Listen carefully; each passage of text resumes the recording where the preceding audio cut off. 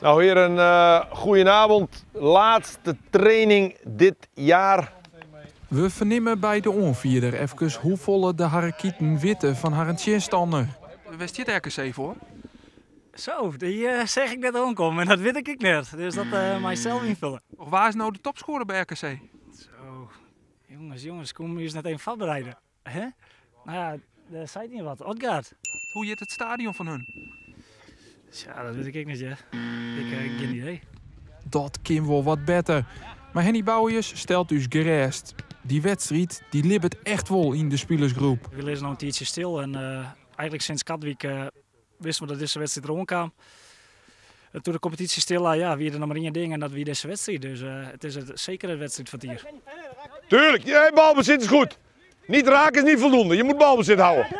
Voor de club is het natuurlijk fantastisch. Ja, je hoopt natuurlijk op een goed resultaat. In principe, ja, natuurlijk, had misschien leuk geweest Ajax, maar je hebt een eredivisieploeg, dat is al fantastisch.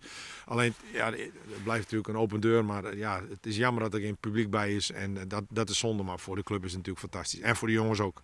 Al hield dat net voor Elsenien. Maar Dijkstra is er net bij door deze uitreding in de laatste competitiewedstrijd. Ik heb rood gepakt, dus ja, dan moet je op de bladen zitten. En daar is dat woensdag ook het geval. Tuurlijk baal ik, maar ja, weet je, het is nou een gegeven dat dat zo is. En dat heb je te accepteren. Dus laten we de energie maar steken in de jongens die wel mogen. En dan, wie weet wordt het wel een hele mooie avond. Om het een mooie joen te maken, wil Hakemasse Boys Action RKC het eigen spul spelen. Even over die gasten die wij woensdag als tegenstander hebben. Ik had het RKC net een keer jet. Leeft die wedstrijd wel? Nee, we zijn net met die lui bezig. We gaan niet van eigen kracht. Nee, natuurlijk niet. Maar wat moet ik dan zeggen? RKC dit, RKC dat natuurlijk niet. We zijn aan training en bedoel, we zijn wel bezig, maar daar heb je niet over, constant over RKC. Kom op, man. We zien elkaar woensdag bij Leven en Welzijn.